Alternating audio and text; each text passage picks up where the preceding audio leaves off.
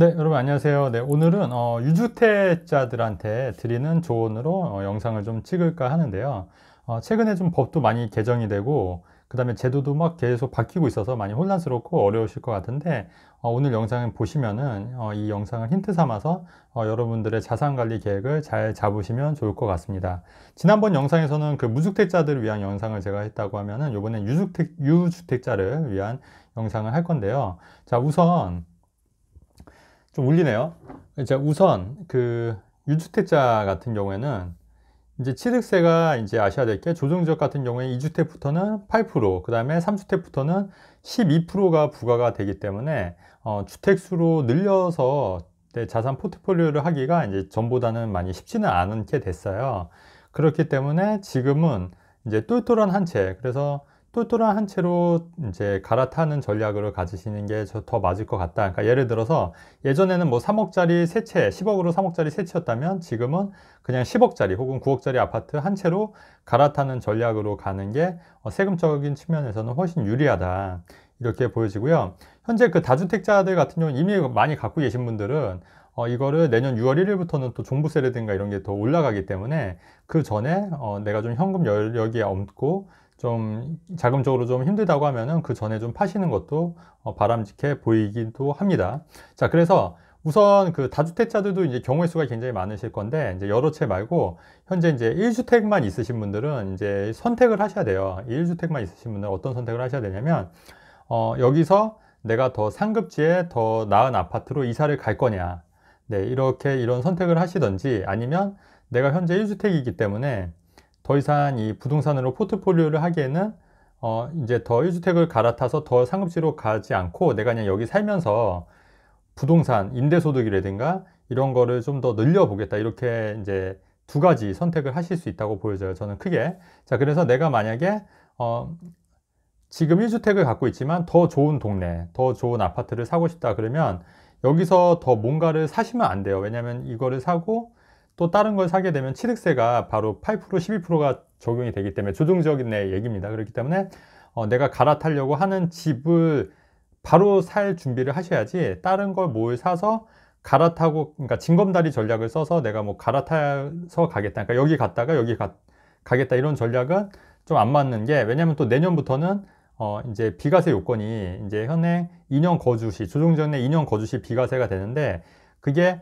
1주택이 된 시점에서 그 다시 카운트가 돼서 2년이 지나지 비과세 되거든요. 그렇기 때문에 내가 현재 집을 살고 있고, 그리고 정말 가고 싶은 아파트가 이제 다른 동네 여기가 있다고 했을 때, 내가 이거를 바로 못 가니까 예전 같으면은 징검다리 전략으로 다른 아파트를 사서 요거의 차익을 두 개를 얻어서 이쪽으로 가는 전략을 썼잖아요. 쓸 수 있었잖아요. 근데 그렇게 되면은 이걸 요거를 사고 나서 또 다른 B주택을 사고 나서 그 다음에 C주택을 산다 하더라도 이게 취득세가 8%, 12%가 되니까 이게 만만치가 않을 뿐더러 일시적 1가구 2주택이 안 되는 거예요. 바로 사서 일시적 1가구 2주택이 될 때만 취득세도 종전대로 1에서 3% 기본세율이 적용이 되는 거거든요. 그렇기 때문에 내가 만약에 요 새 아파트, 내가 원하는 아파트로 이사를 가시겠다고 생각을 하시면은 지금 이제 돈을 모으셔서 이제 새로 갈아탈 아파트를 이제 갈아탈 전략을 다른 아파트를 사시면 안 돼요. 다만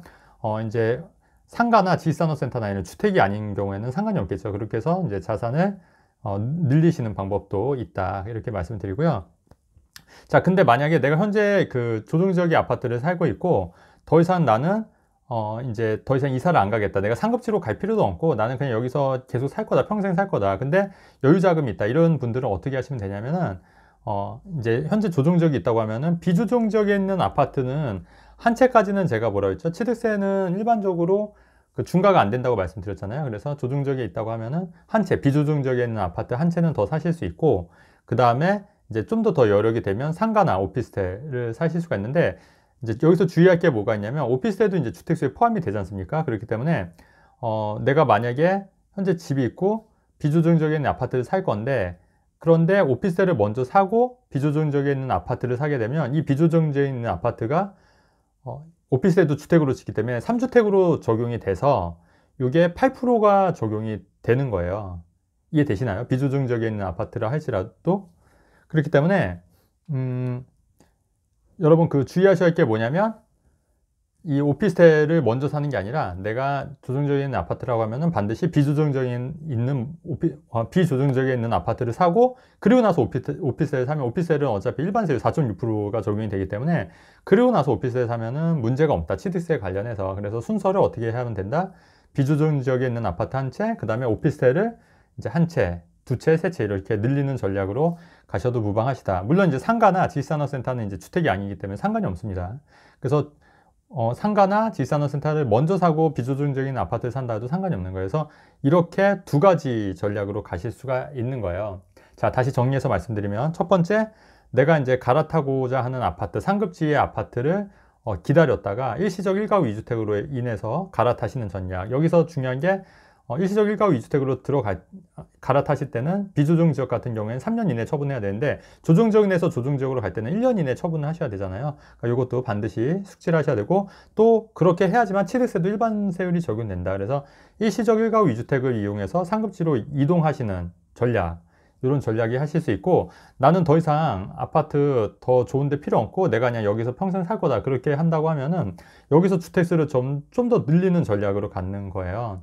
늘리는 전략으로. 그리고 내가 당장은 이 상급지로 가기 힘들지만 내가 좀 장기적인 계획을 가지고 좀 자산을 더 늘려보겠다고 하시는 분들도 마찬가지로 현재 조정지역, 그 다음에 비조정지역에 있는 아파트 한 채 더, 그 다음에 추가로 여러 개 되시면 오피스텔 여러 채나 아니면 뭐 상가나 지식산업센터 이런 식으로 자산을, 포트폴리오를 재조정하실 필요가 있다. 물론 여기서 말하는 비조정 지역에 있는 아파트나 그 다음에 오피스텔, 그 다음에 상가 이런 거는 뭐 입지나 또 이제 굉장히 이런 거 분석을 잘해서 굉장히 이제 오를 만한 지역들, 혹은 이제 임대가 잘 나갈 만한 지역들을 잘 찾으셔야 되는 건 당연히 관건인 거예요.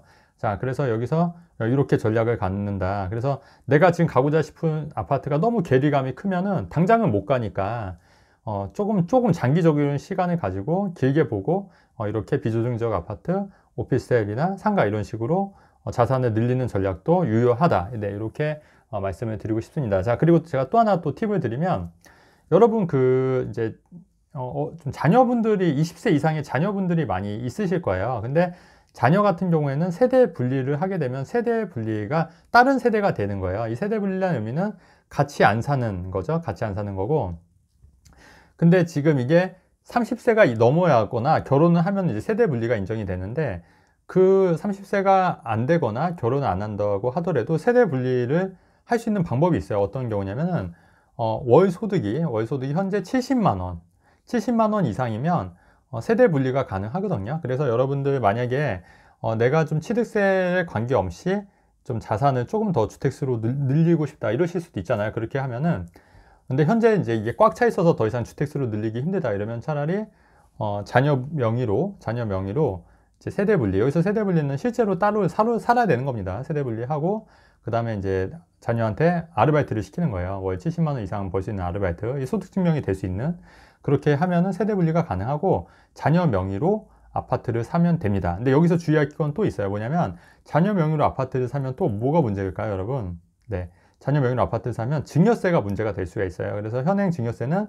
20살 이상부터, 그러니까 민법이 바뀌었죠. 19세 이상부터 이제 성인일 기준으로 19세부터 이제 10년간 5천만 원까지는 증여세가 안 나와요. 그렇기 때문에 5천만 원 공제, 그 다음에 본인이 수입이 있다고 하면은 그 수입도 인정이 되거든요. 그렇기 때문에 그런 거를 잘 봐서 증여세 이런 부분도 같이 고려를 해서 이제 자녀 명의로 조정적인 아파트를 산다 하더라도 세대 분리가 됐기 때문에 취득세는 종전과 같이 금액별로 1에서 3%다 이렇게 이해하시면 좋을 것 같습니다. 자, 그래서 오늘 세 가지에 대해서 말씀드렸죠. 전략을. 첫 번째는 내가 상급지로 갈 거면 일시적 1가구 2주택을 이용한 상급지 전략을 노려라 이렇게 말씀드렸고, 자, 두 번째는 어차피 내가 좀 더 길게 시간을 보고 상급지를 가더라도 좀 시간이 남다 하고 내가 좀 자산 포트폴리오를 나누고 싶다 그러면은 이제 다주택 전략으로 가는데, 다주택 전략의 핵심 포인트가 순서를 잘 지켜라. 순서는 조정지역이면 비조정지역, 그 다음에 오피스텔 상가. 조정지역하고 오피스텔하고 비조정지역 하면은 요거는 취득세에서 중과가 될 수 있다. 그렇기 때문에 비조정지역은 먼저 해야 된다. 요 말씀 드리는 거고요. 그 다음에 세 번째 전략은 자녀 명의는 30살 미만이라 하더라도 이제 월 수입이 70만 원 이상이면 이제 세대 분리가 가능하고, 이제 따로 살아야 되는 조건이 있지만 세대 분리가 가능하고, 그리고 자녀 명의로 조정 지역에 있는 아파트를 산다 하더라도 취득세는 종전대로 받는다. 네, 그리고 세대 분리가 됐기 때문에 양도세도 개별 세대로, 단독 세대로 해서 2년 거주하게 되면 비과세 된다. 이렇게 정리를 하겠습니다. 네, 영상이 좀 어려울 수 있는데 아시는 분들은 잘 아실 거예요. 그리고 영상이 이해가 안 되시면 한 2번, 3번 보시고 영상을 이해하면 좋을 것 같습니다. 네, 영상 여기까지 마치도록 하겠습니다. 여러분 감사합니다.